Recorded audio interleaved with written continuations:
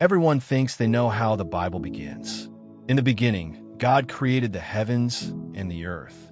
Simple, familiar, safe. But what if I told you Genesis 1 verse 1 doesn't start at the beginning at all? What if something already existed before the beginning? What if this single verse quietly assumes an entire unseen world, a time before time, a reality before creation, and a God who doesn't enter the story? He's already there. Tonight, we're not rushing past Genesis 1 verse 1. We're slowing it down, word by word, layer by layer, to uncover what almost no one ever notices. Let's start with the phrase everyone skips in the beginning.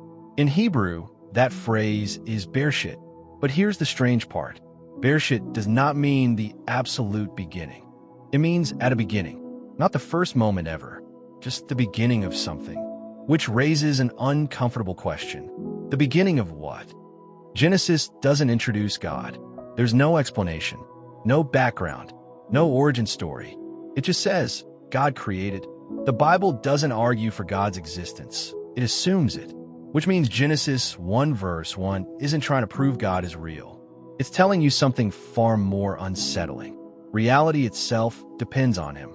The Hebrew word for created here is bara, and in the entire Bible, only God ever does bara.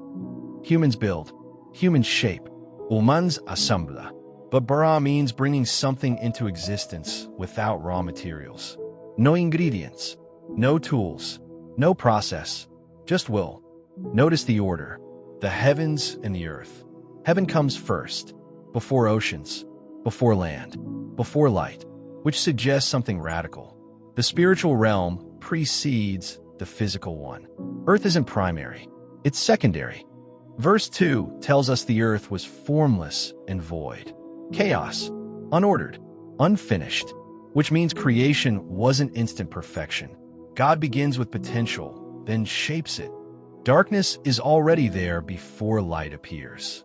And Genesis doesn't call it evil. Darkness isn't the enemy, it's simply unilluminated, which means God doesn't destroy darkness. He speaks into it. There's no battle in Genesis, no cosmic fight, no resistance. God speaks, and reality responds.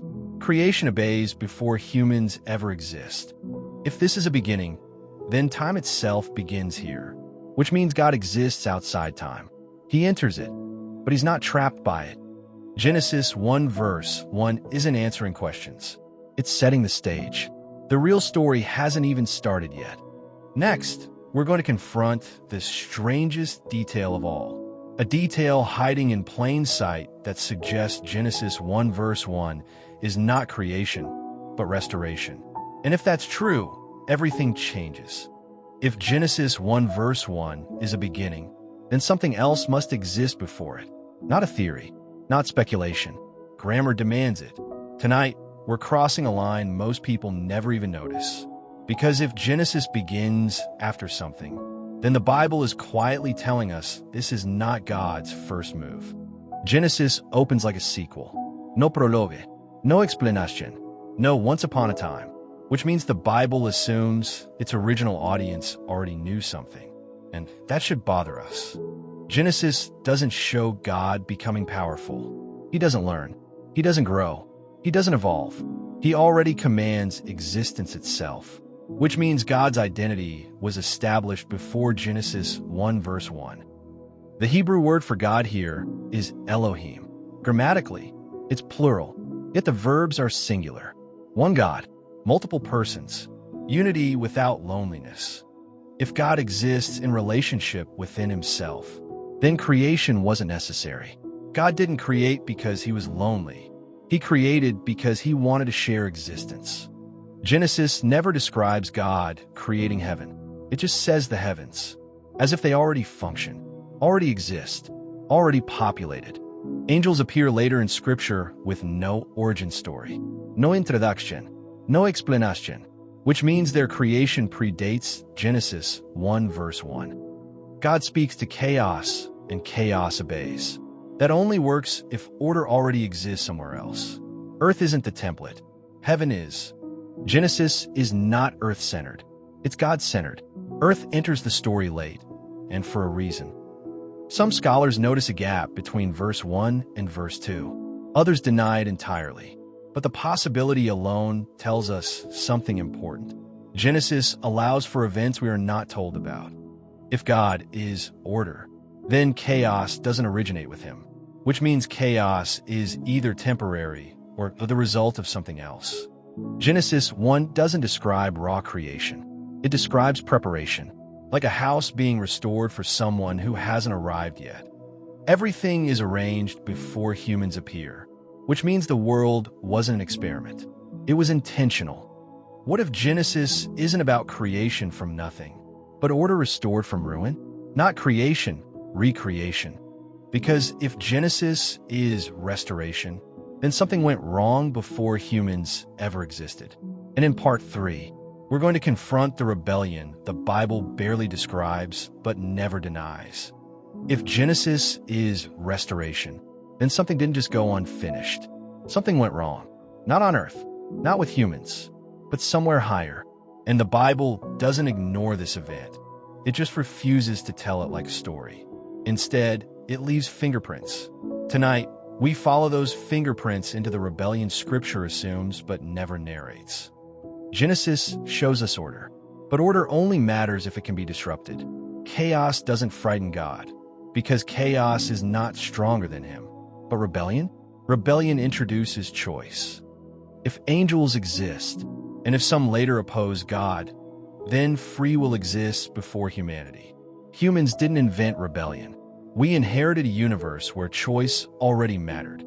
The Bible never gives us a full chapter titled The Fall of Angels. Instead, it gives us fragments, poems, metaphors, prophetic taunts, like broken mirror pieces reflecting something real.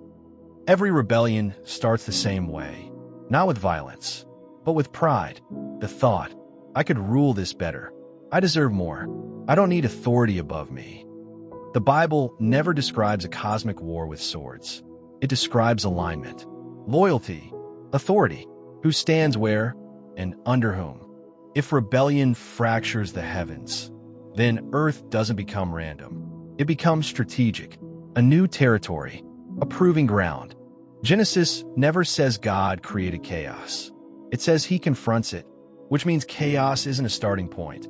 It's a symptom. There's no emergency in Genesis, no scrambling, no damage control. God responds with structure because the end was never in doubt. Humans arrive after order is restored, after boundaries are set, after light is established, which means humanity steps into an already meaningful story. Humans aren't created as spectators. They're image bearers, representatives, participants in a conflict they didn't start, but must navigate. First, rebellion in the heavens. Then choice offered to humanity. Same test, same question. Will you trust the Creator or seek autonomy? Genesis isn't about the past. It's about the pattern, and patterns don't expire. If rebellion began before humans, then redemption must come through humans. Which means Genesis 1 isn't just an opening, it's a countermove. In part 4, we finish the story. Why humans were placed here, why rest matters more than power, and why Genesis 1 verse 1 doesn't end with creation, but with a promise everything broken will be made whole. Genesis doesn't climax with light. It doesn't climax with land. It doesn't climax with humanity. It climaxes with something far quieter, rest. And that should stop us, because rest is never the goal unless the work is already finished. Every boundary in Genesis prepares space for relationship. Light separates, water divides, land emerges, not for efficiency, but for dwelling. Humans don't arrive early because the story isn't about us starting things. We arrive last because everything is ready. Genesis is a world prepared before the guests arrive. To be God's image is not about appearance. It's about function. Humans are placed where heaven meets earth to reflect God's order into the world. Genesis gives humans authority, but no weapons, because rule in God's world is expressed through care, not control. God doesn't rest because he's exhausted. He rests because nothing is missing. Rest isn't inactivity, it's satisfaction. Every creation day ends the same way, evening and morning, except the seventh. Because rest was meant to continue. Eden isn't just a location. It's a meeting place, a space where heaven and earth are meant to overlap. If you want to disrupt God's dwelling, you don't attack heaven. You corrupt the image bearers placed at the center.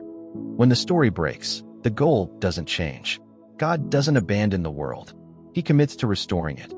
The Bible ends where Genesis was always heading. God dwelling with humanity again. Restored space. Restored presence. So Genesis 1 verse 1 isn't just about how things started. It's about where everything is going. The beginning was written with the ending in mind.